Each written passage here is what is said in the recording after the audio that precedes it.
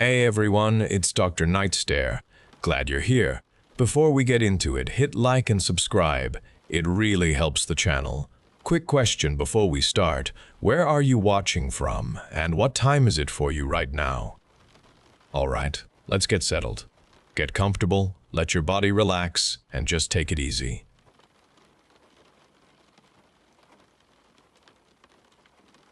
The cot's hard surface pressed against my back as consciousness slowly returned, the sensation a rude awakening. My eyes blinked open, the sudden brightness of the room jarring my vision and making me squint.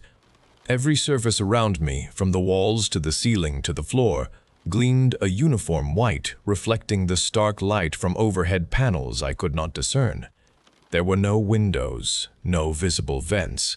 Just a single featureless metal door set flush into one wall that offered no hint of a handle or a hinge.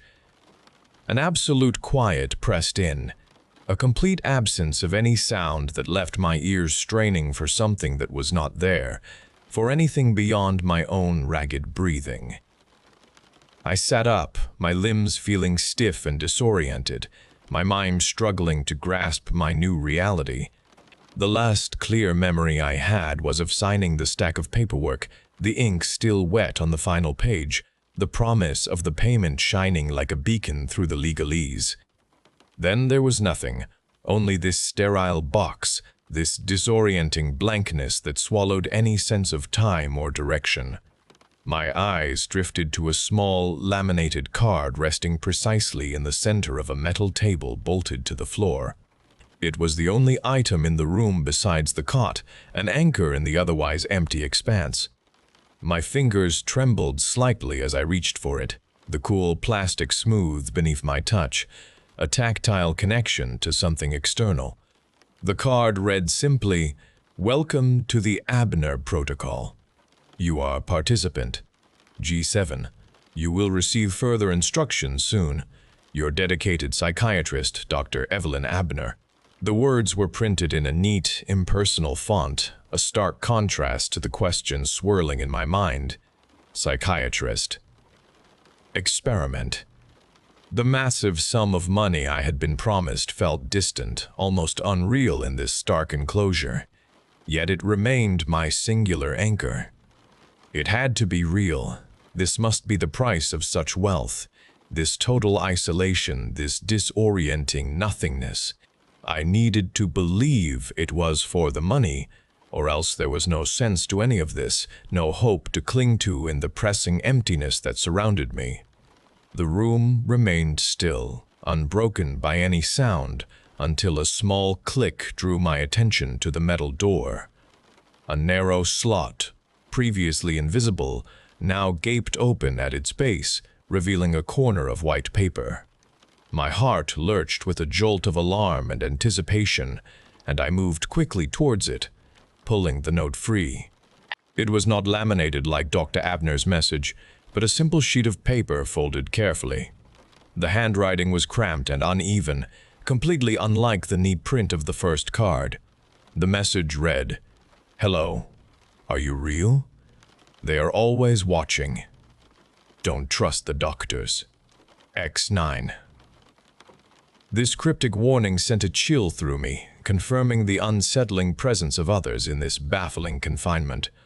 Another note slid through an hour later, then another after that, each one arriving without warning, slipping through the slot with a slight scraping sound of paper against metal. They were all anonymous, signed with different participant codes, and they quickly escalated in their strangeness. One note simply contained a drawing of a single wide-open eye staring out from the page. Another scrawled, "Do you hear the whispers?" in shaky letters, sending a shiver through me. The sterile enclosure began to feel less like a temporary holding cell and more like a cage filling with desperate voices I could not identify. Then came a note with a more playful tone, folded into a miniature paper crane. It was signed, Charles. The message inside read, "A little something to keep your spirits up, fellow traveler. This is the key. Don't lose it. It unlocks more than you think. C3. Tucked into the crane's careful folds was a small, ornate metal key, no bigger than my thumbnail. Its surface gleamed with a bronze color, and it felt solid and cool in my palm. I turned it over and over, examining its elaborate teeth, wondering what it was supposed to unlock and what Charles meant by more than you think. It offered a sense of connection in the bewildering isolation, a tangible link to another person. Soon after Charles's key arrived, a new batch of notes began appearing, and these carried a more unsettling edge. One, written in a bold script, demanded, "You must smile. Always smile. Pierrot, G12. Another note followed immediately, mirroring the first. A happy face is a safe face. Smile. Pierrot. The insistence grew with each subsequent message from Pierrot, each one repeating the demand to smile, sometimes adding cheerful drawings of crude grins. The command felt like a physical pressure, and it created a suffocating expectation in the stark stillness of my cell. I found myself instinctively straightening my face, trying to adopt a neutral expression whenever a note slid through the slot, feeling observed even though no one was there. The notes continued to arrive, a relentless stream of strange instructions and unsettling declarations.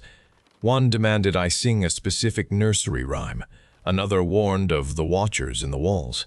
I started collecting them, a growing stack of cryptic messages on my metal table, a tangible record of this escalating strangeness. I kept Charles's key separate, often holding it in my hand, its smooth metal a comfort. It represented something concrete, something given with an apparent purpose, a hint of agency from beyond my immediate confines. One morning, I reached for Charles's key where I had left it by my cot, near my head, but my fingers met only the bare surface of the cot. I sat up abruptly, my mind racing, and searched the immediate area, feeling a sudden surge of panic. It was gone. The small, bronze key had vanished without a trace from the empty room. It was the only solid item I possessed. I searched everywhere, tearing apart the thin mattress, running my hands over every inch of the smooth white floor, pulling at the cot's metal frame. There was nowhere for it to go, nowhere for it to hide. The room was still empty, pristine, and yet the key was gone. Its disappearance left a deep ache in my chest, a sense of loss that felt disproportionate to the object itself. It felt like something important had been stolen, something unknown that had offered a vague promise. The familiar scrape of paper on metal brought a new note through the slot, and I watched it land on the floor with a thud. This one was different. It was laminated, just like Dr. Abner's first message, its surface thick and smooth. My hands shook as I picked it up, a cold dread already tightening my chest, for the appearance of this note felt far too significant.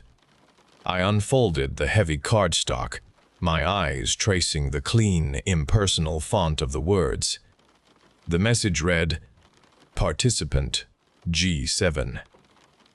The Abner Protocol has now entered its next crucial phase. This is an elimination round. Each night, at precisely midnight, you will be required to submit a single vote for one other participant.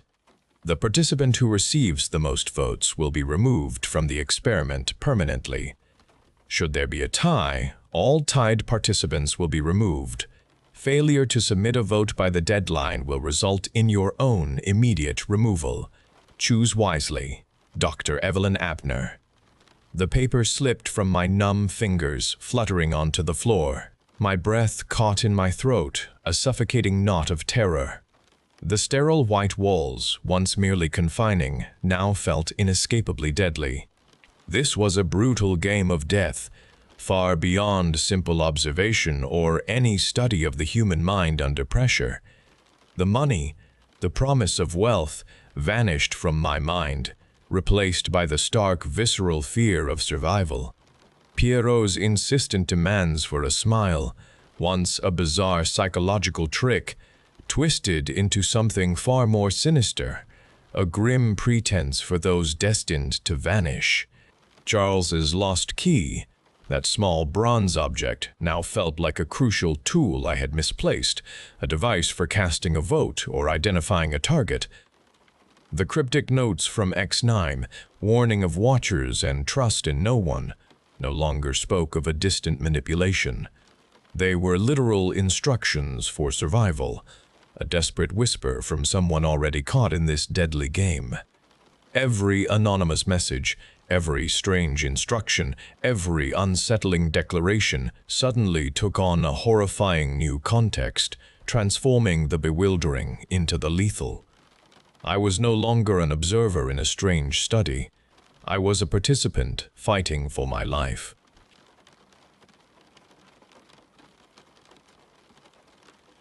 My father always changed. One year, he dedicated himself to learning a new language, making new sounds at dinner while we ate in quiet consideration. The next year, he became an amateur astronomer, spending nights on the roof with a telescope, pointing out distant stars.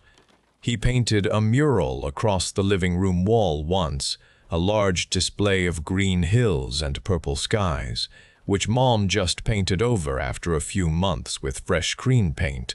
We never questioned these transformations.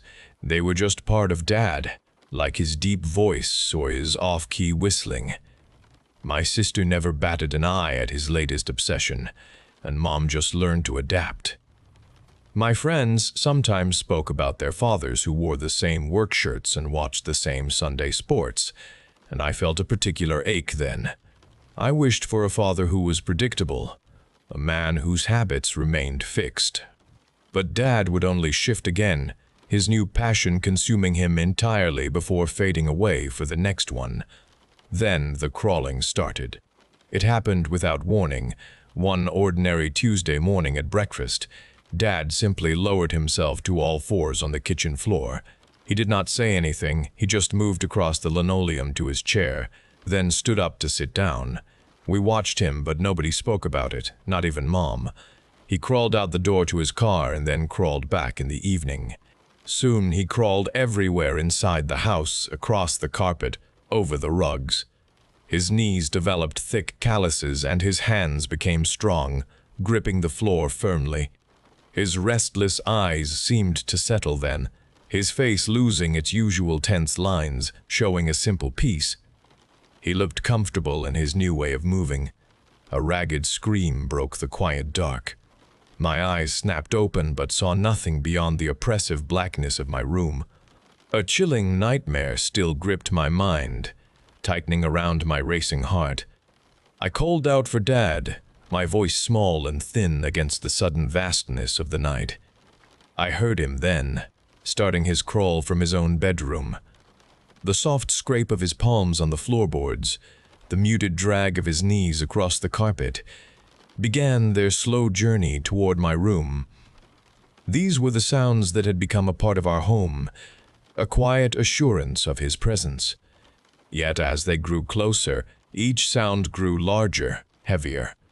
It was not the sound itself that changed, but how I experienced it inside my head. The deliberate shifts of his body, the careful placement of his hands, created a crushing pressure against my chest. My breath caught, stuck deep in my throat.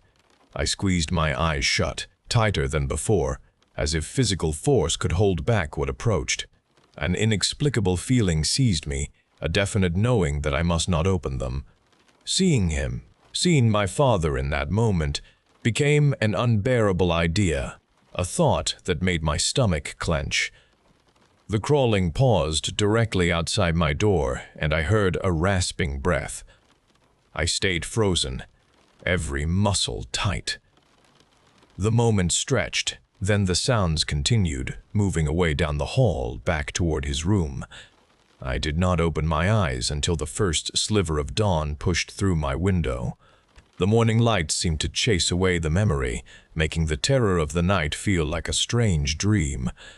I went through the day as always, telling myself it was just a nightmare. But something inside me had shifted, and my understanding was now altered. The comforting rhythm of Dad's crawling now carried a cold feeling. It was not long before other fathers in town began to crawl. I saw Mr. Henderson at the bakery, his hands and knees moving across the tiled floor as he waited for his morning bread. His wife simply handed him the loaf and a bag of rolls as he knelt there, his face blank. Later, Mr. Peterson, who owned the hardware store, crawled out from behind his counter to greet a customer, his movements steady and practiced. No one spoke of it, no one remarked on the change. Their families watched them with the same detached acceptance we had shown my own dad, as if this new way of moving were a perfectly ordinary development, a new haircut, or a preference for a different kind of coffee. The chill from that night when Dad crawled past my door grew into a dull ache in my chest as I saw it happening to others, the same quiet horror spreading through the town, invisible to everyone but me. Then the fog came. It arrived one morning, thick and white, wrapping itself around every house, every tree, every street lamp. It did not lift with the rising sun. Instead, it pressed down, dense and persistent, swallowing sound and sight. Visibility shrank to a few short feet, blurring the familiar shapes of our world into ghostly outlines. The town became an island of gray, cut off from everything beyond its shifting borders. Through this constant murk, the dads continued their morning ritual. Their crawling forms emerged from their homes, disappeared down driveways, then moved along the sidewalks. I watched my dad join them, a silent procession of men on all fours, their shapes swallowed by the white curtain of the fog as they made their way toward the distant factory. They went there every day, their purpose unknown and unquestioned by the mothers and children who remained behind. One morning, the quiet felt wrong. I woke expecting the familiar sounds of Dad crawling, but only stillness filled the house. When I went to the kitchen, Mom stood by the window, her hands pressed to the cool glass. Her face showed a worry I had not seen. "He's gone," she said, her voice thin. All the dads had vanished, their places at the breakfast tables empty across town. Soon the mothers gathered, their hushed voices filled with fear. They made a decision. We would search. My mom joined Mrs. Henderson and Mrs. Peterson, their eyes scanning the shifting white mist as we walked toward the woods, following the vague outline of the road. Our steps were muffled by the damp ground. The fog grew denser in the trees, pressing in from all sides. Our vision shrank to a few short feet. After a long time, someone gasped. There, on the leaf-strewn earth, lay clothing. Each garment was perfectly bisected, split neatly down the middle. A warmth radiated from the fabric. These were their clothes, worn only hours before. A few yards further, we saw them. Handprints and knee prints, just like the dads made, pressed into the soft earth. But these tracks were converging. More prints joined them, coming from different directions, forming wider and wider patterns. Then, the individual prints stopped. In their place, a single, enormous furrow cut through the ground, incredibly wide.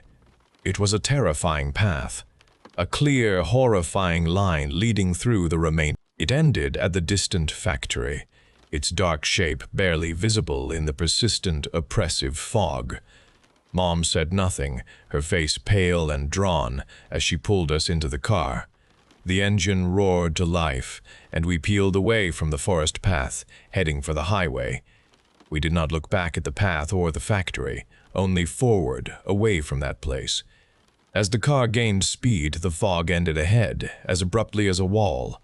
The open road stretched clear beyond the town's border. I turned my head then, looking back at the town that had been our home. The settlement was still swallowed by the dense mist. Only the factory's tall turret broke through the cloud, a dark pillar against the gray.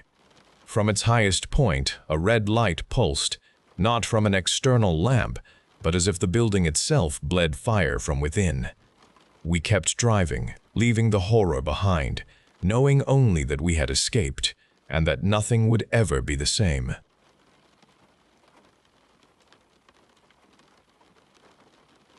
I closed the apartment building door behind me. The late hour already settled over the empty hallway. My keys felt cold in my palm as I walked down the carpeted corridor toward my own door. The usual quiet of the building deepened by the time of night. As I neared Mrs. Danvers's apartment, 2 doors down from mine, I saw him. A man stood directly in front of her door, his back to me. He was tall, dressed in dark clothing, and still. There was something wrong about his motionless posture. I slowed my steps, my breath catching. He did not move, not even when I was almost opposite Mrs. Danvers' door. I could not see his face, but his stillness was unnerving. Then I heard it. A thumping sound came from inside Mrs. Danvers's apartment. It was not loud, but it had an irregular beat, a slow, heavy pulse like something being dragged or struck. The sound intensified my alarm. I stopped walking completely. The man outside her door remained unmoving, his head slightly tilted as if listening. He was not ringing the doorbell, he was simply standing there. Finally, the man slowly turned his head. His gaze met mine across the short distance of the hallway. His eyes were wide open, a pale color, and they did not blink. He just looked at me. His face was expressionless. No recognition, no curiosity, just a steady stare that felt like an invasion. My heart began to pound against my ribs. I had never seen him before in the building. He was not a resident. I clutched my keys, my knuckles white. I moved quickly then, fumbling with my lock. The key slid in, and I twisted the knob, pushing the door open and stepping inside. I slammed the door shut, locking the deadbolt and chain. My hands shook. The apartment felt safer for a moment, a barrier against the unsettling presence outside. But I knew he was still there. I walked quietly to the peephole and looked out. He was standing directly in front of my door now, his face close to the lens. His pale, unblinking eyes seemed to look right through the tiny glass, directly at me. His mouth was closed, a hard line, and he did not move a muscle. It was a terrifying vigil. The thumping sound from Mrs. Danvers's apartment had stopped. Now there was only the man, waiting. Fear tightened my stomach. This was not normal. This was wrong. My hands shook as I pulled out my phone. I hesitated for a moment, trying to rationalize it, but the image of his eyes through the peephole, his absolute stillness, solidified my decision. I dialed the police. I spoke quickly, my voice tight, explaining what I had seen. The strange man, the sounds, his persistent staring. The dispatcher's voice was calm, promising to send an officer. It felt like an eternity before the 2 officers arrived. I heard their knocks on Mrs. Danvers's door first, then a quick knock on mine.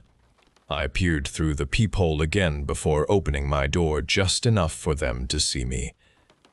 "Everything all right, ma'am?" one of them asked, a young officer with a tired face. I explained it again, pointing down the hall.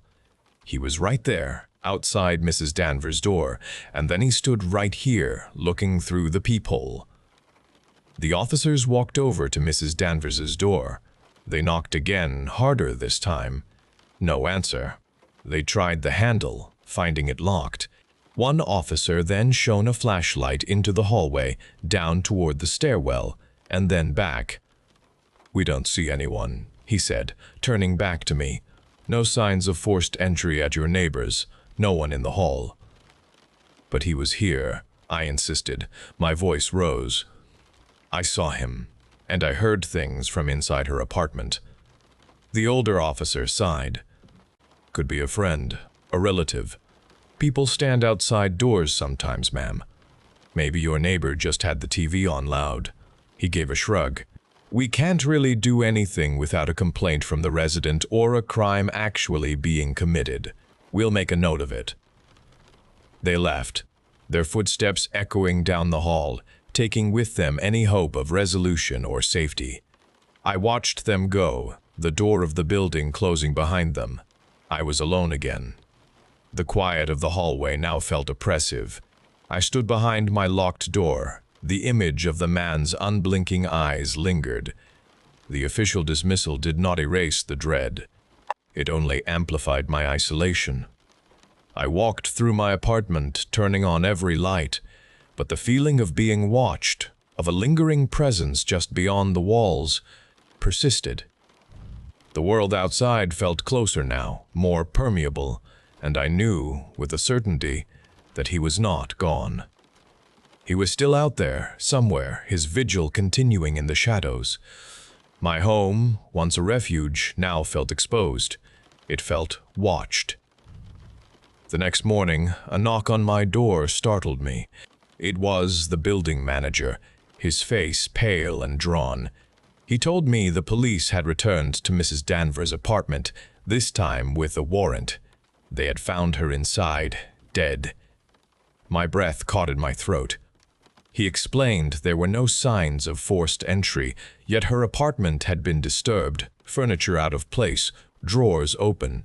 My fears from the night before solidified into a cold, hard certainty. The man I had seen, his unblinking eyes, the thumping sound. It was all connected. The police's previous dismissal now felt like a cruel joke, leaving Mrs. Danvers utterly vulnerable. Driven by a desperate need for some control, I spent that afternoon installing a small wireless security camera. I affixed it to the wall above my door, angled to capture the hallway directly in front of my apartment. It was a crude deterrent, a flimsy shield against the growing dread, but it was something. I told myself that if he returned, I would have proof. That proof would force the police to act, I hoped. My apartment now felt less like a home and more like a besieged fortress. Every lock, every alarm, a testament to the fact that the threat had escalated, that it had moved from a distant possibility to a direct, looming danger. Days passed in a tense, watchful quiet. Every shadow in the hallway, every muffled sound from a neighboring apartment made me jump. Then, late one night, a notification chimed on my phone. The security camera had detected motion directly outside my door. My heart pounded against my ribs. I tapped the screen with a shaking finger. The image showed him. The man from the hallway stood there again, his dark clothing stark against the lighter wall. He stood directly in front of my door, but this time his gaze was not directed at a peephole. He was looking straight into the tiny camera lens, his pale, wide eyes fixed on it, fixed on me.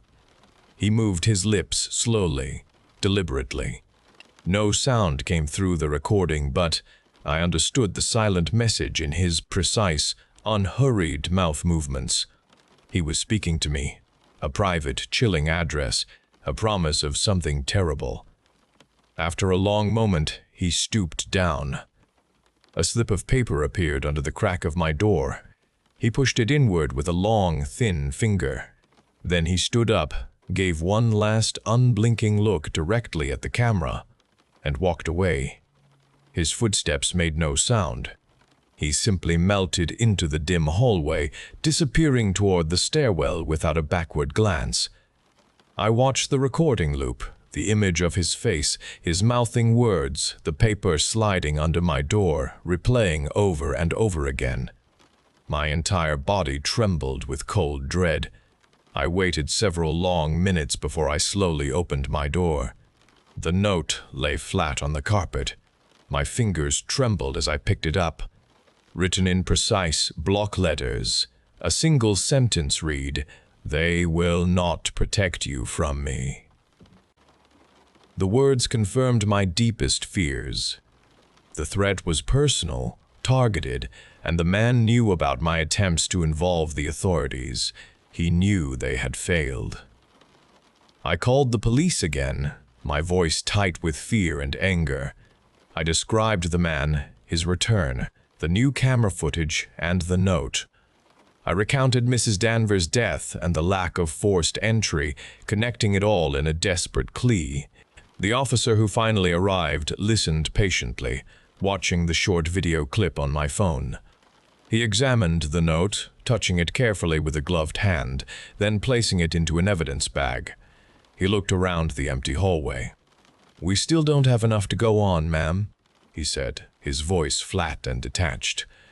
"It's a strange note, and concerning, but it's not a direct, immediate threat of violence. The man hasn't broken into your apartment. We can't arrest someone for just standing in a public hallway or for leaving a note. We'll increase patrols in the area, of course." He gathered his things, his movements efficient and unhurried, utterly devoid of any understanding of the terror I felt. I watched him go, the door of the building closing behind him, the sound echoing the finality of their dismissal. The message on the note, the officer's words, the image of the man's unblinking eyes through the camera lens, all converged into one horrifying realization. No external safety measure, no lock, no call to the police could protect me. The threat was no longer distant observation. It was a direct, personalized intrusion. My apartment, once a place of safety, now felt like a paper-thin shell, easily breached, easily compromised. I was completely vulnerable, alone against a danger that saw through walls and laughed at deadbolts, a danger that was steadily, inexorably closing in. My apartment, once a place of safety, now felt like a paper-thin shell, easily breached, easily compromised. I was completely vulnerable, alone against a danger that saw through walls and laughed at deadbolts, a danger that was steadily, inexorably closing in. The realization settled over me with a cold certainty. I could not stay in the apartment. I could not be here when he returned. My bag, already packed with essentials, stood by the door, a silent testament to my fear. I had nowhere definite to go, only a vague plan to drive away, anywhere just to be far from here. The thought offered little comfort, for I knew the man saw through more than walls. He saw through my flimsy attempts at escape. I had spent hours pacing, jumping at every creak, every distant sound, my eyes fixed on the door, on the camera feed, on the windows. Sleep was impossible. The night stretched out, an open invitation. Then it happened. Not a knock, not a subtle shift, but an impact. A deep, tearing sound erupted from the living room, a violent breach that ripped through the quiet of my apartment. I froze, my breath caught in my throat. A loud crack followed, a sound of splintering wood and shattering plastic. My laptop, sitting on the small table by the window, had been struck. The screen flared once with a chaotic burst of color, then went dark, dead.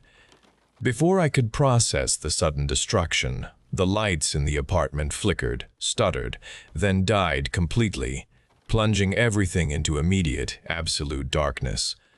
Panic seized me, a cold wave washing over my entire body.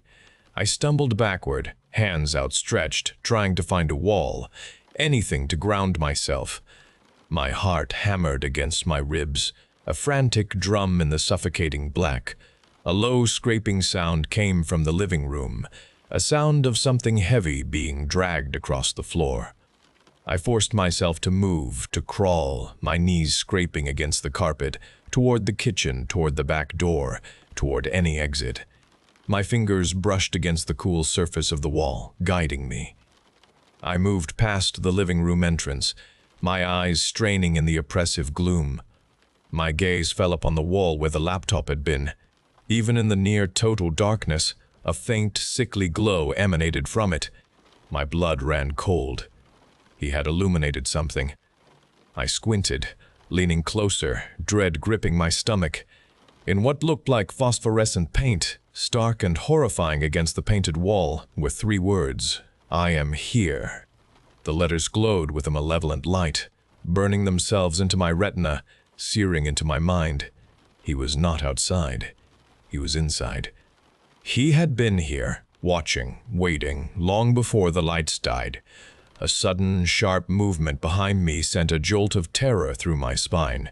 I spun around, my hands raised uselessly. My foot snagged on something. I fell, my shoulder hitting the carpet with a dull thud. My hand landed on a strange, slick texture. I fumbled in the dark, my fingers closing around something firm. It was a gym bag, thick and heavy. A terrible curiosity, a morbid compulsion forced my fingers to explore its contents. Inside, I felt cold metal, sharp edges, and then the distinct, horrifying shape of small, specialized tools. Not everyday tools. These were tools for pain, for extracting, for inflicting. My stomach churned, and I fought the rising bile. He had brought these into my home. He had planned this. A tall figure detached itself from the deeper shadows of the hallway connecting to the bedrooms. It was the man, but changed, grotesque.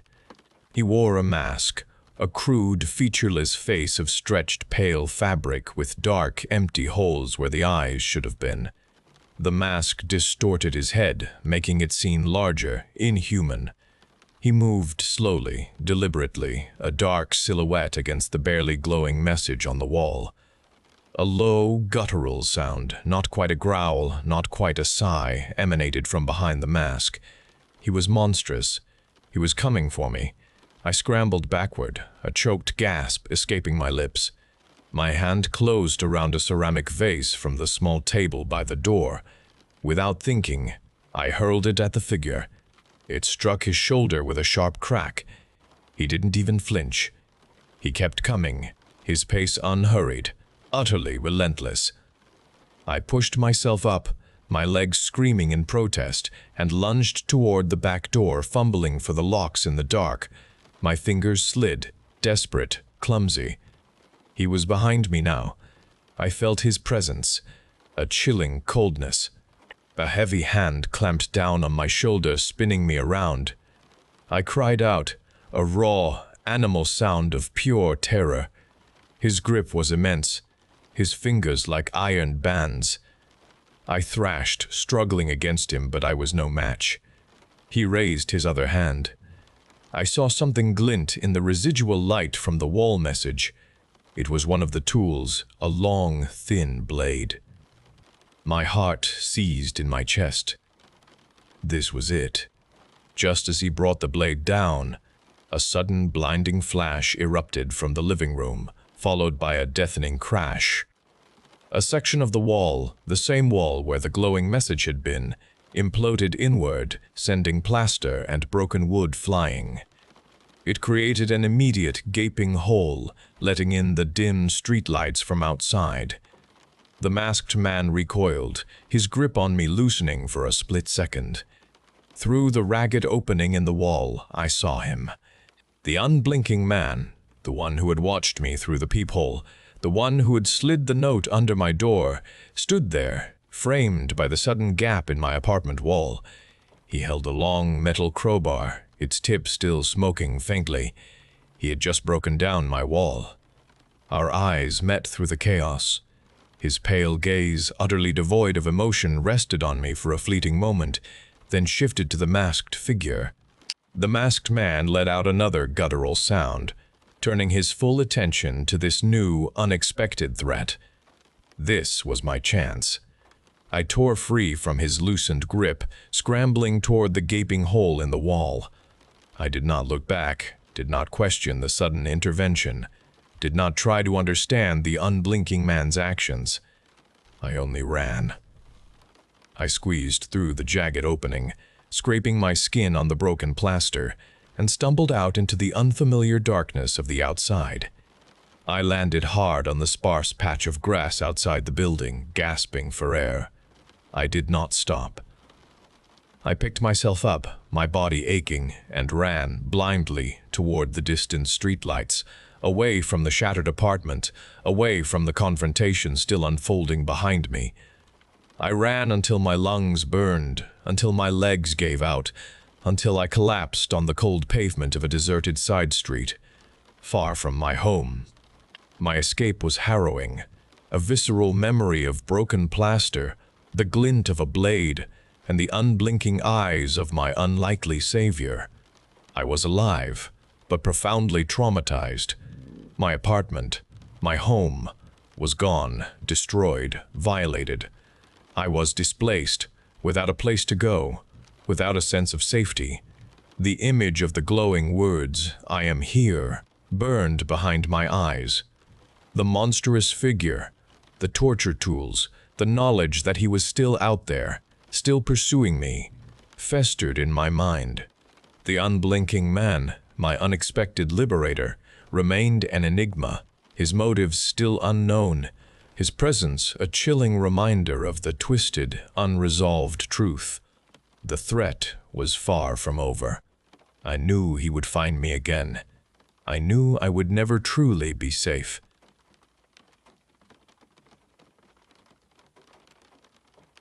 We found the listing online, a 3-bedroom ranch in a quiet Ohio suburb, priced well below market value.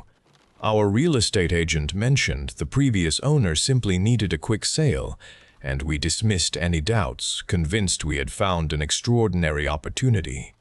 The paint chipped around the windows, and a few floorboards creaked loudly upstairs, but those were small things, easily managed projects for us.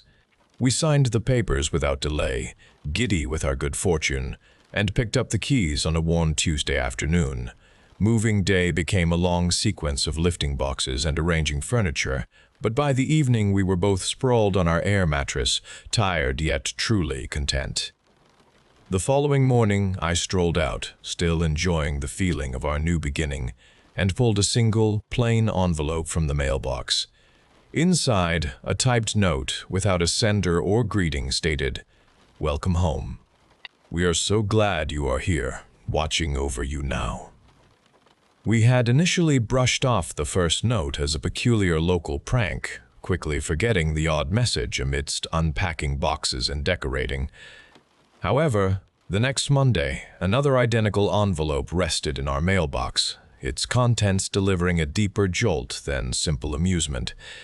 This new letter recounted my morning routine with startling accuracy, describing the coffee I bought from the drive-thru and the precise time I departed for work, even mentioning the yellow shirt I had worn. A distinct unease began to settle, and we found ourselves glancing towards the windows more frequently, a quiet nervousness taking root. We still tried to rationalize it as a bizarre coincidence. Then, a third note arrived, tucked beneath the wiper of my car, and its words extinguished any remaining calm. This note detailed Sarah's precise route to the grocery store, mentioning the particular herbal tea she purchased, and quoting a small segment of a phone conversation she had on the porch swing. This was not a prank. This was unwavering observation, and the realization created a tangible pressure in the air of our new home. We no longer felt alone within our walls. The quiet sounds of the house now created a constant state of alert. Every window facing the street felt like an opening for someone to peer through, and the rustle of leaves in the backyard began to sound like movement.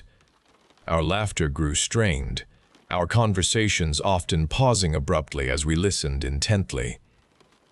The house that had once promised a fresh start now held a chilling aura of surveillance, transforming our initial contentment into a growing dread.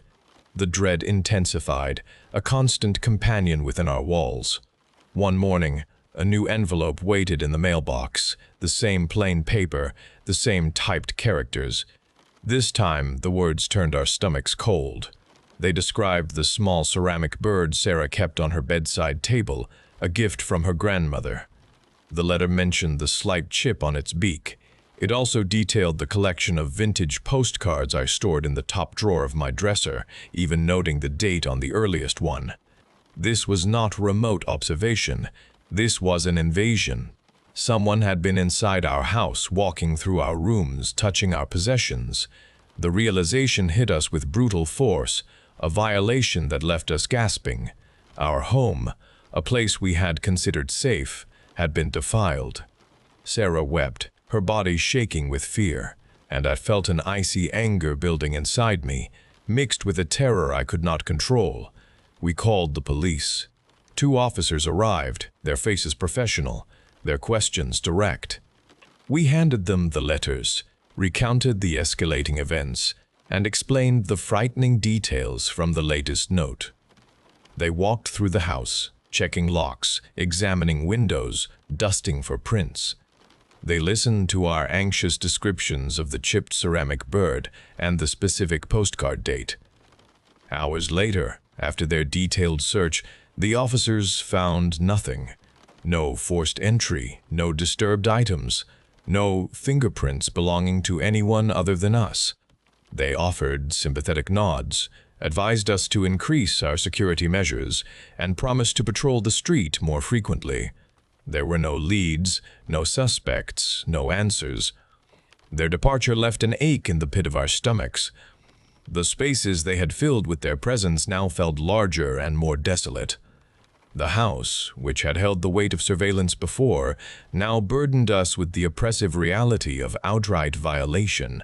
We walked through our rooms, every surface, every object, suddenly feeling tainted. Our sense of safety had completely evaporated, leaving us completely exposed and vulnerable within our own four walls. The morning brought another plain envelope. My trembling hands opened it, revealing not a letter, but a glossy, stark black and white photograph.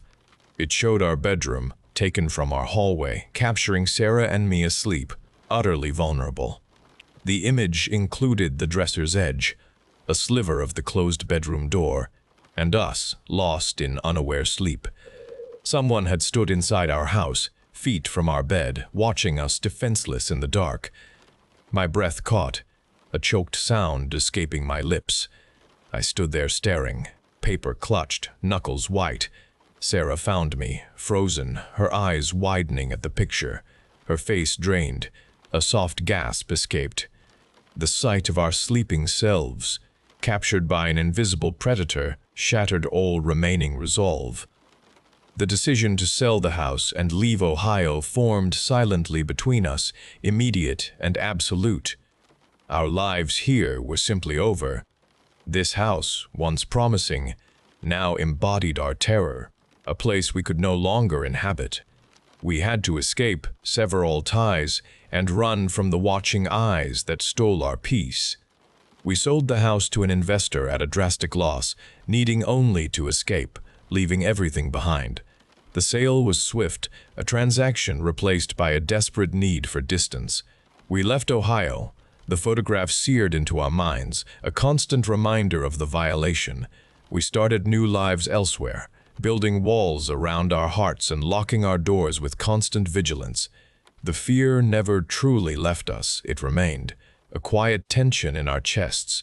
The identity of the Watcher, the reason for their cruel game, remained an unanswered question that haunted our waking hours and invaded our dreams. There was no closure, only a persistent unease. Weeks later, the same real estate agent who had helped us buy the house stood on the overgrown lawn, presenting the property to a new, eager couple. The young woman pointed toward the mailbox, a small, unremarkable box on a weathered post. The agent cleared her throat, her voice dropping to a low, serious tone devoid of her usual cheerful pitch. "The mailbox," she began, her gaze fixed on the new buyers. "You need to be aware of the mailbox. It's a feature of the property. Just keep an eye on it. The previous owners, well, they had some strange experiences with it. Best to just be aware."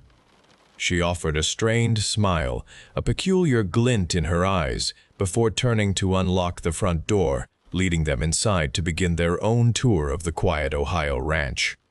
The sun shone brightly on the empty street, and the mailbox stood sentinel, waiting.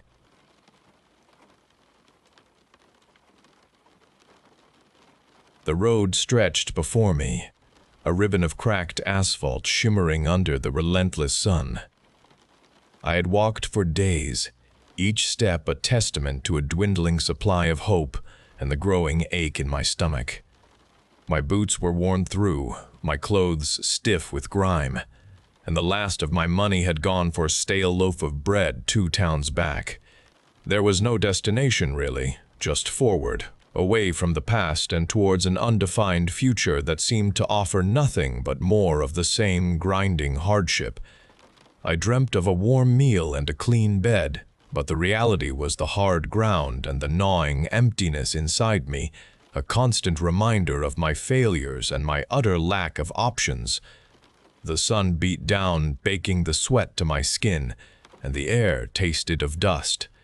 My throat was dry, and my eyelids felt heavy, pulling me towards a desperate sleep I could not afford. I needed a job, any job, something to break the cycle before it swallowed me whole. I was resting by the roadside, my back against a sun-warmed rock, when he appeared.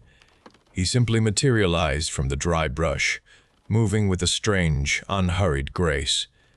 He was a man, naked, completely covered in dark, slick mud from head to foot, like a statue carved from swamp earth. His eyes, the only clear parts of him, were dark and held a deep, unreadable intensity. He did not speak, nor did he acknowledge my presence directly. He just stood there, dripping mud onto the parched ground. I did not know what to do, whether to run or to simply stare. A chilling stillness emanated from him, a sense of something ancient and utterly out of place. He raised a mud-caked arm, pointing a thick finger towards the east. His voice, when it finally came, was a low rasp, like stones grating together, and it cut through the oppressive heat. "There is a town. 3 days. It needs a man for Amos." He lowered his arm then, his gaze settling on me. "Amos grows. It takes." The words were simple, stark, but they carried a weight that settled cold and heavy in my chest. He said nothing more, just watched me, waiting. I knew what he meant. He was offering me work, a job, but the way he spoke of Amos and takes made my skin prickle with an instinctive dread. He spoke again, his voice carrying the same unsettling resonance. "The town is at the edge. Amos is the swamp. It has a bad nature. It reaches. It consumes. It does not stop." He delivered these details without inflection, as if describing the rising of the sun. The swamp was a living thing in his words, a malevolent force that encroached upon the town. My mind tried to grapple with the image, a swamp that lived and hated and grew. It sounded like a nightmare, a place where danger was not just present but actively pursued those who dared to come near. The man's eyes held mine, unwavering, and a question hung in the air between us, unspoken but clear. "Will you go?" The desperation clawed at me then, overriding the fear. I had nowhere else to go, no other choice.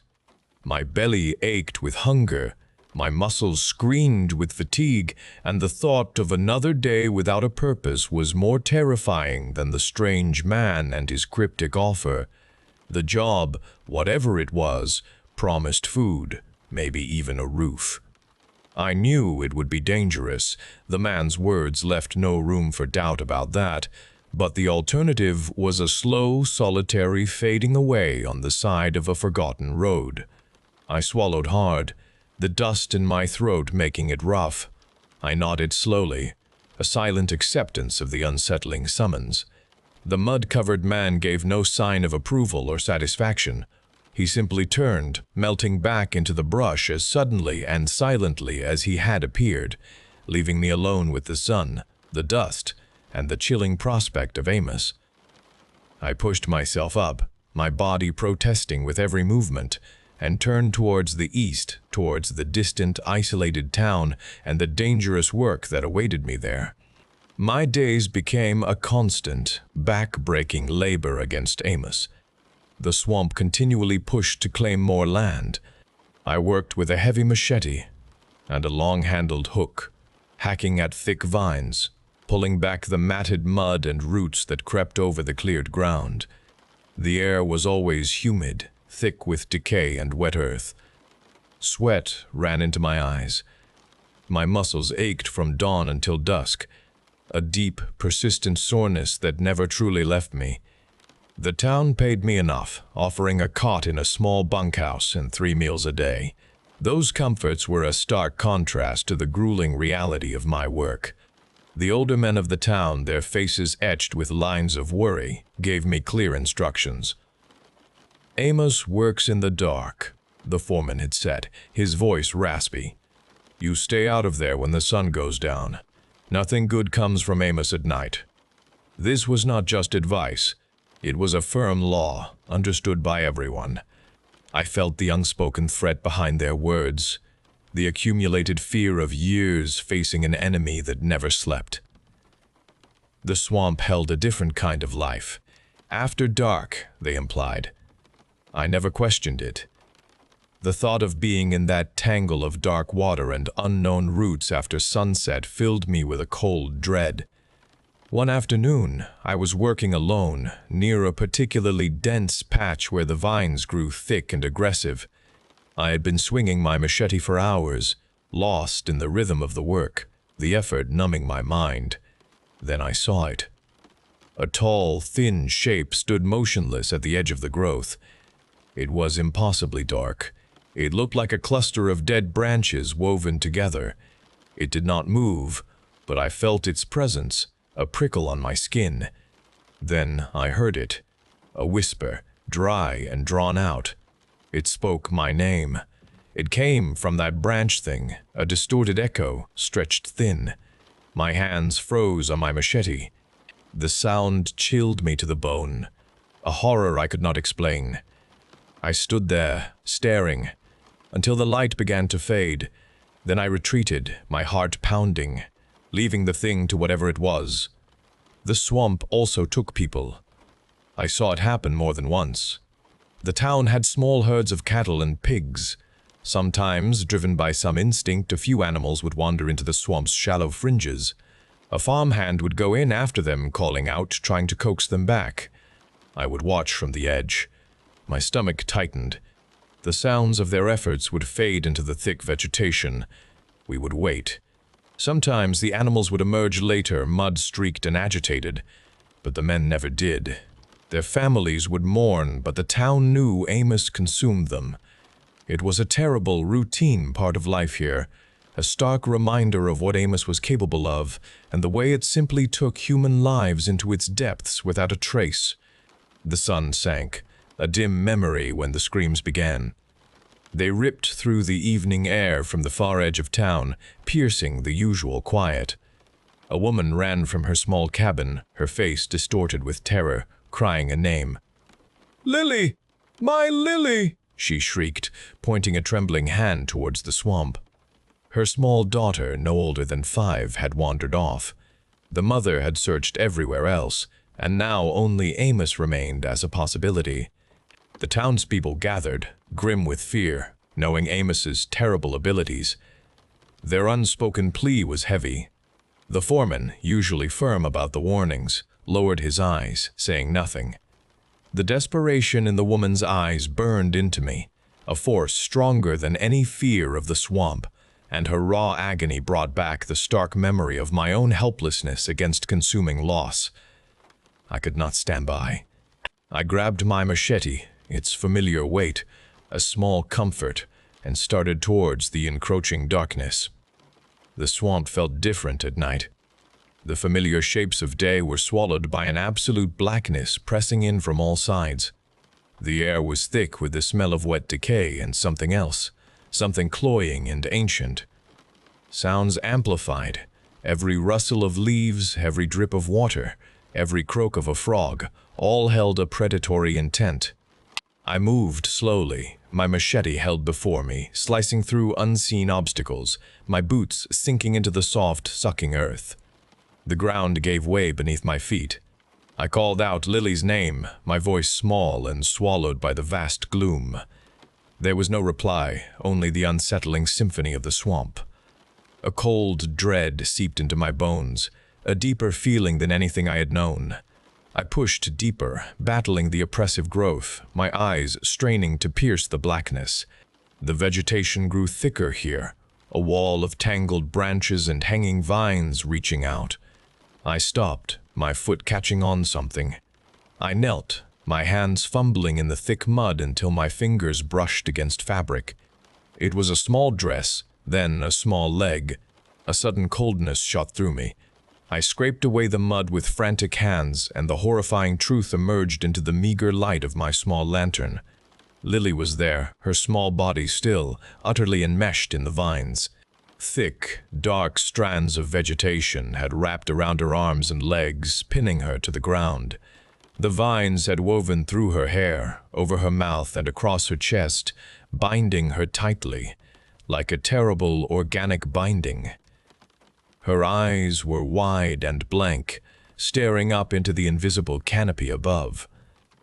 The swamp had not just taken her, it had claimed her in a grotesque hold, twisting her into its own morbid form. Pure, guttural horror surged through me, stronger than any fear of death. I wanted to scream, but no sound came from my throat. I stood there, frozen, staring at the small, lifeless form. A low, creaking sound started then, a slow groaning that came from all around me.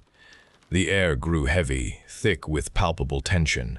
The vines around Lily began to twitch, and not just the ones holding her, but all the vines everywhere. They writhed, slow and deliberate at first, then faster. One thick tendril, coiled near my foot, snapped upward with shocking speed, whipping past my ear. I stumbled back.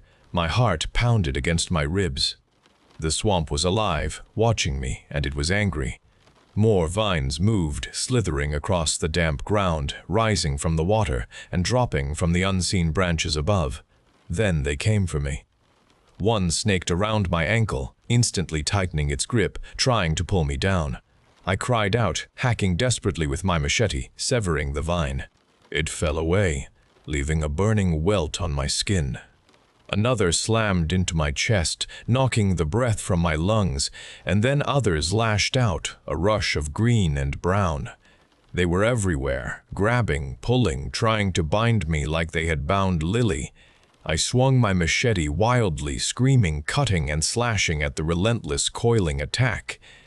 The sharp leaves scraped my skin, and thorns tore at my clothes.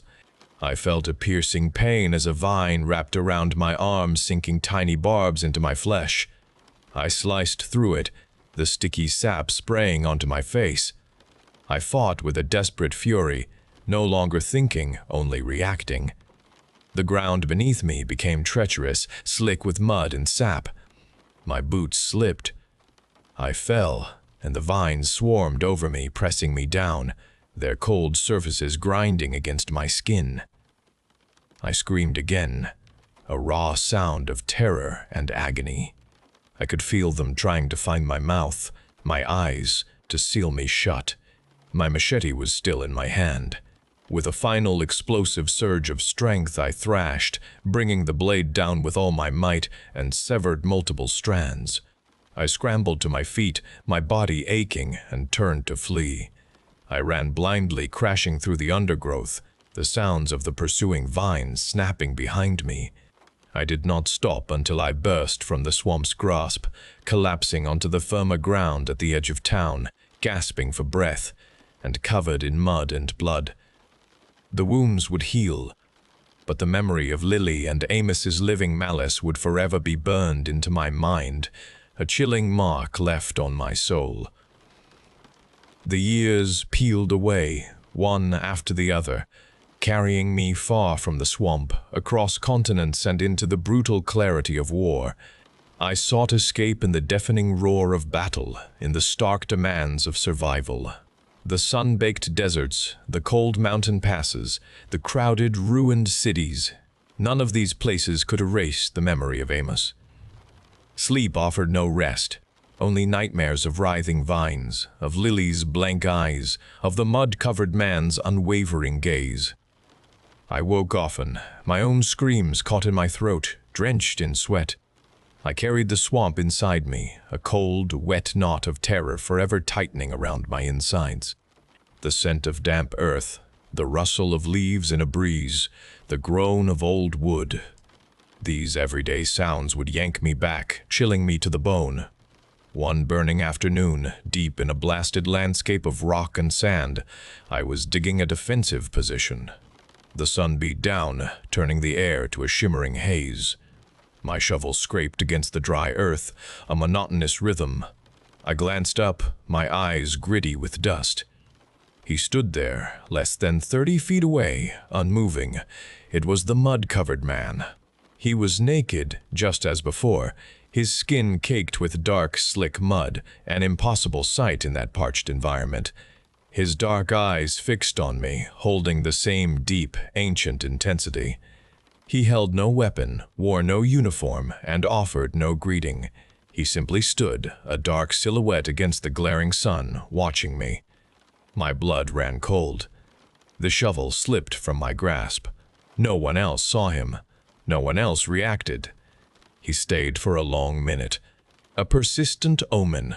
Then he was gone, vanished as silently as he had appeared, leaving only the memory of his impossible presence and the taste of ash in my mouth. I survived the war, my body scarred, but my mind irrevocably marked. I tried to build a normal life, sought work that kept me in bright, open places, away from anything that resembled dark water or tangled growth. I lived in a city, the constant noise, a desperate attempt to drown out the whispers that still echoed in my head. I walked among crowds of people, trying to lose myself in their everyday lives, but the feeling of being watched never truly left me. I never spoke of the swamp, or of Lily, or of the man. Those memories were too raw, too real, too terrifying to share. Then, years later, while I was walking home one evening from a late shift, the city streets suddenly felt too quiet. A cold gust of wind swept past, carrying the scent of something wet and earthy that did not belong there. I stopped, my breath catching. He was there, standing under a flickering street lamp on the far side of the road. The mud-covered man, utterly out of place in the urban sprawl, his dark form stark against the neon glow. He was still naked, still caked in the same dark, slick mud. His eyes locked with mine, an inescapable pull. He did not move, did not speak, did not offer any gesture. He was simply present, a silent, persistent testament to a terror I could not outrun. He was a piece of Amos, a physical manifestation of its reach, its claim on me. I stood there, staring across the asphalt at him, and a chilling certainty settled over me. It was not a question or a choice. It was a cold, hard truth that vibrated through my bones. I was not free. I had never been free. The war, the city, the attempts at a new life, all of it was a temporary reprieve.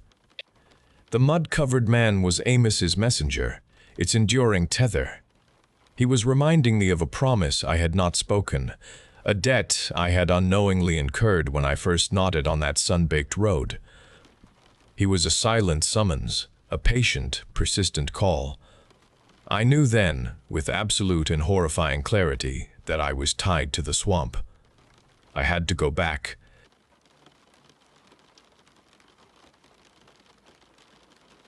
Each deliberate step up the rocky path sent a jarring jolt through my aching calves.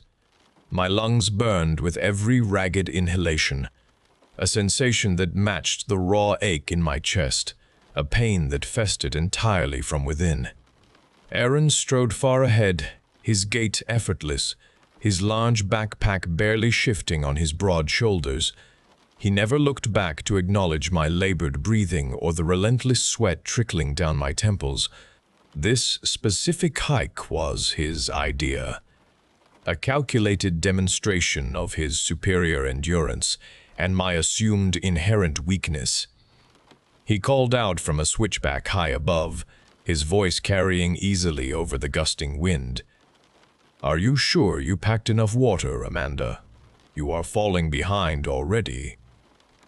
The words were not simple questions. They were pointed observations meant to sting deep. My muscles screamed with the effort of each uphill step, and with that physical pain came a familiar wave of resentment, a companion on this climb just as it had settled into our home life. The sun beat down, warming the exposed rock surfaces and intensifying my throat-scratching thirst. My heavy hiking boots felt dense, each lift of my foot requiring an agonizing effort. The loose gravel shifted beneath my boots, threatening to betray my already unstable footing with every awkward placement. Aaron paused at a higher bend, his hands resting on his hips, waiting for me to catch up.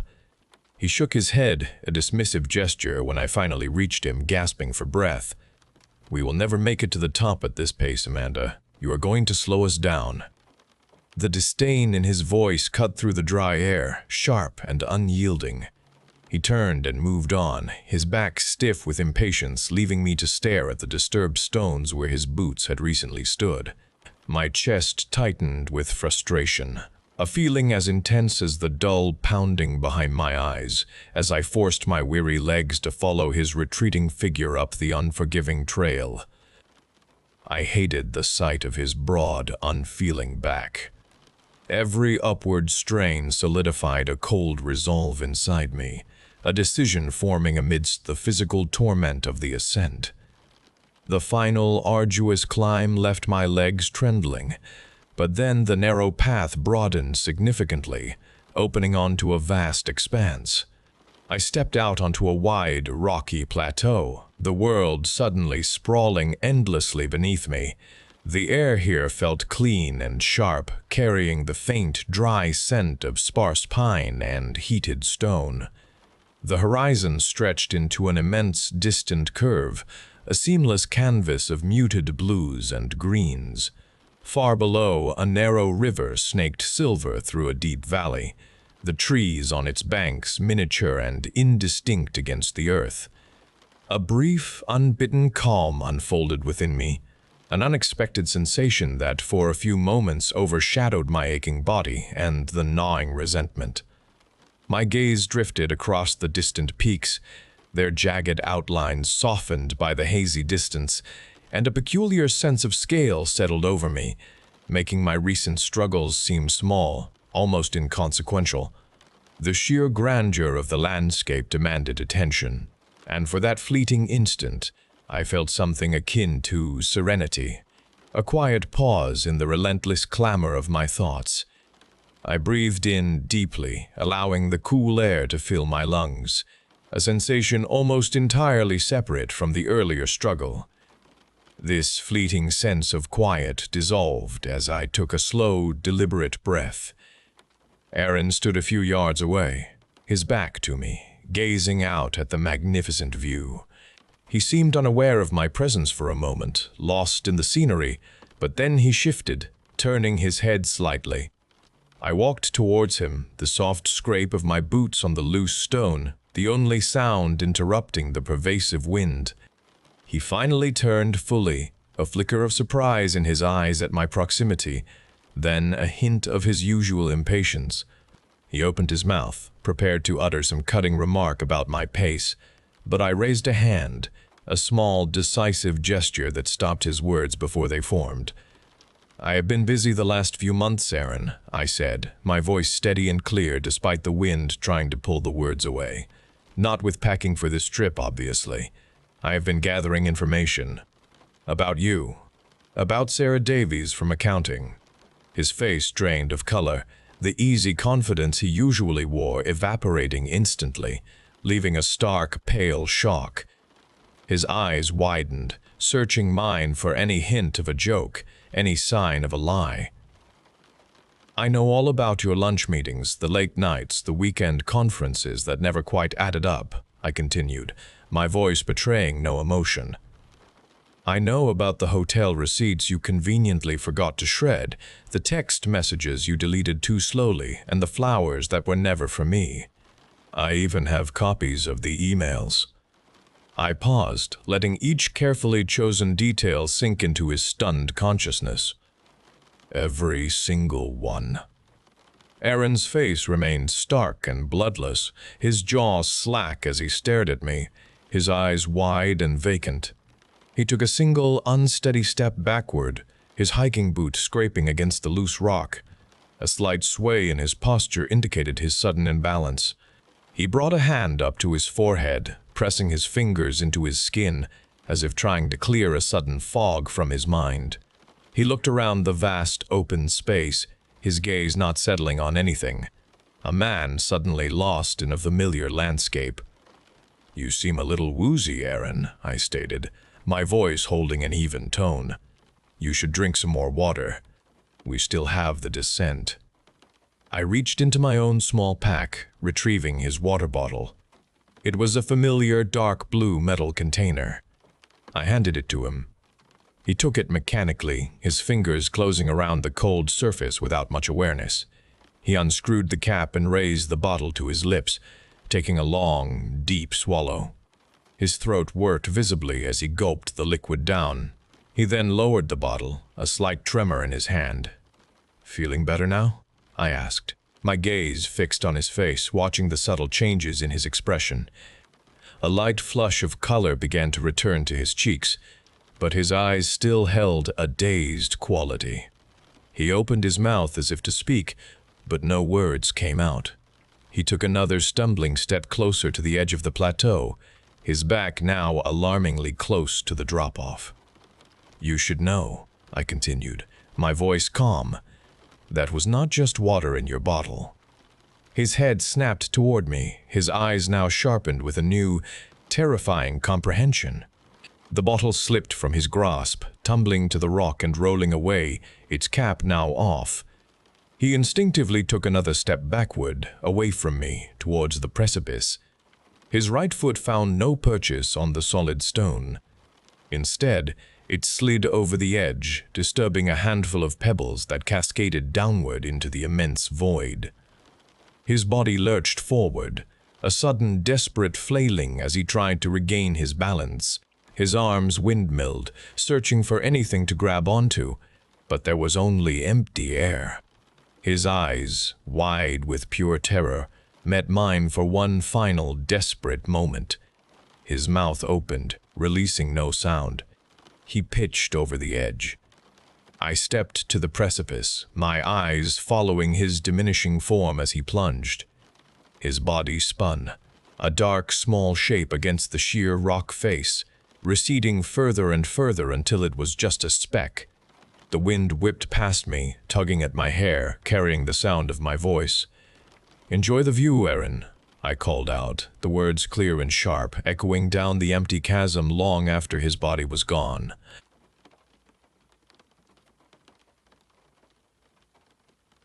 I built my life with George on the broken pieces of his first marriage. That was simply how happiness worked, always at someone else's expense. I had believed I was immune from that cycle for a long time, convinced my grasp on George was permanent.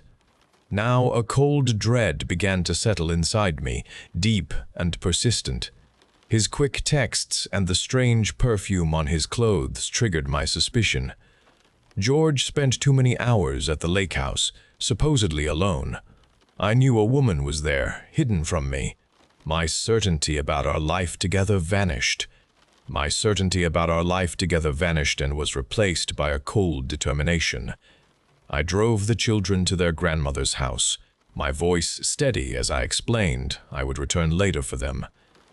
Then I went to a gas station, filled a container with fuel, and positioned it in the trunk of my car before beginning the drive towards the lake house. The familiar road blurred past me, and my mind remained sharp, every action feeling justified. I parked the car away from the gravel path, listening to the engine tick as it cooled in the quiet evening. I walked to the front door, using my key to open it, and stepped inside where the air held the stale scent of that woman's perfume. I took my phone from my pocket, placed it on the kitchen counter, and then left the building, securing the lock. I opened the fuel container, the sharp smell hitting my senses as I tipped the can, pouring the dark liquid across the wooden porch, and then up the side of the walls. I struck a single match, watched it light, and then dropped the tiny flame. The dry wood caught, bright fire leaping up, consuming the structure that held his secret. Heat radiated against my face, growing stronger as the fire expanded, eating the place where George betrayed us. I watched for a long moment, feeling a vengeful calm settle deep inside me before I turned and walked back to my car. Returning home, a strange satisfaction settled deep within me. George stood in the living room, face pale. His eyes held a distant quality finding mine. He spoke my name, a low sound of strain. "It was not an affair," he said, his voice quiet and nearly broken. "Mira contacted me. She wanted me to meet our daughter." My breath caught, a suffocating pressure. "Our daughter," he repeated, 17 years old. She was the one staying at the lake house. The words hit me with physical force, stripping my certainty. His child was the secret. I had burned the place where his child slept. The blazing wood's heat now felt like a cold sickness spreading inside me, consuming me. My act was not vengeance. It was a monstrous mistake, and it was a monstrous mistake, and it was irreversible.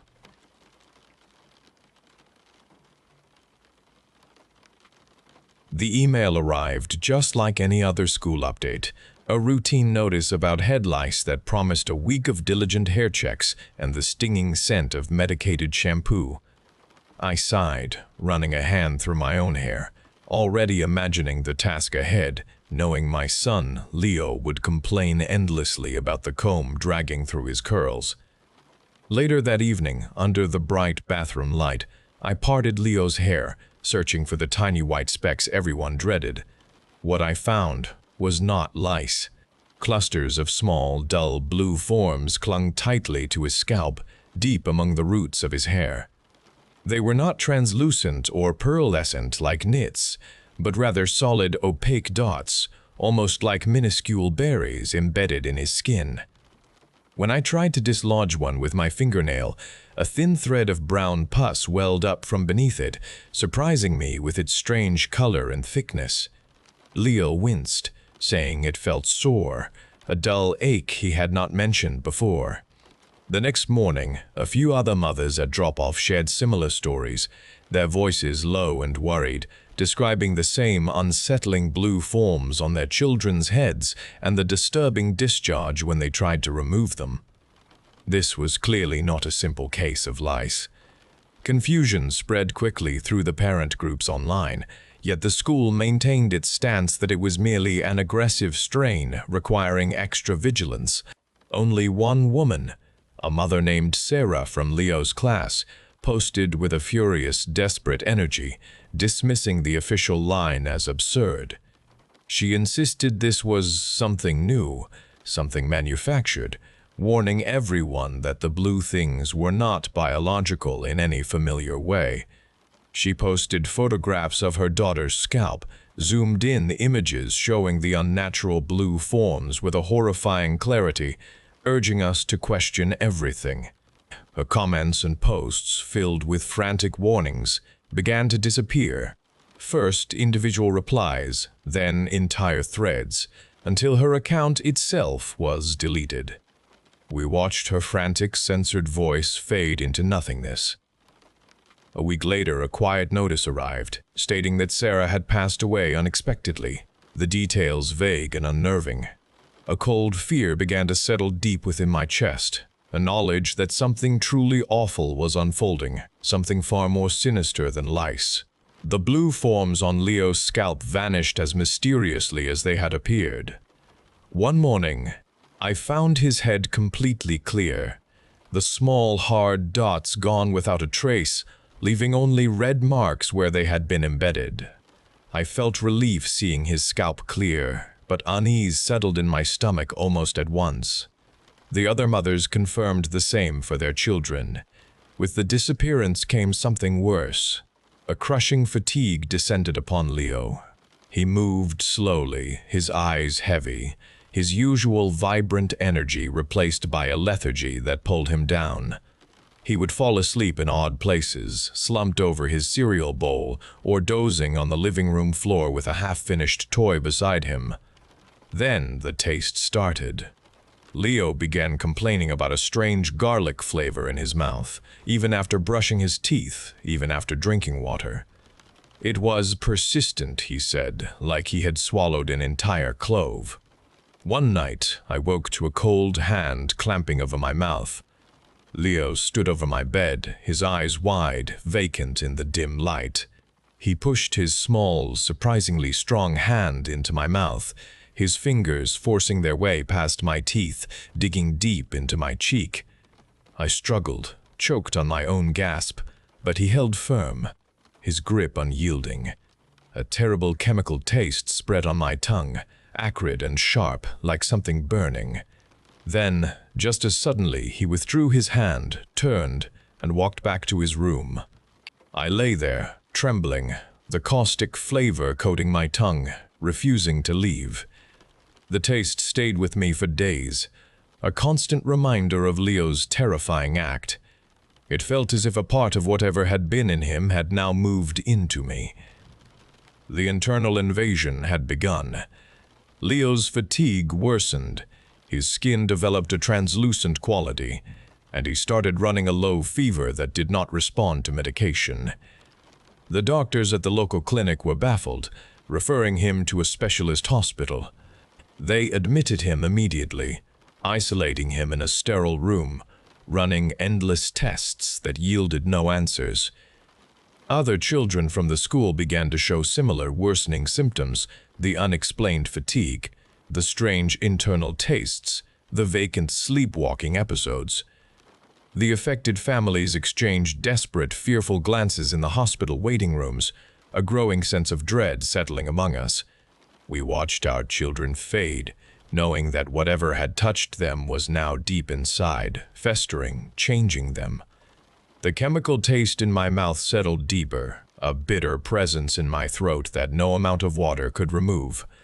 Then the cramps began, a grinding ache low in my abdomen, a deep internal pain, something entirely new to my experience. The bleeding followed, heavy and continuous, a flow that felt entirely wrong within my body, alarming me with its sheer volume. I moved quickly to change the pad, the strange wetness causing my stomach to clench, and then I saw them. These were not clots of blood nor anything familiar to my sight. Clustered on the soaked white material were the dull blue forms, smaller versions of what had attached to Leo's scalp.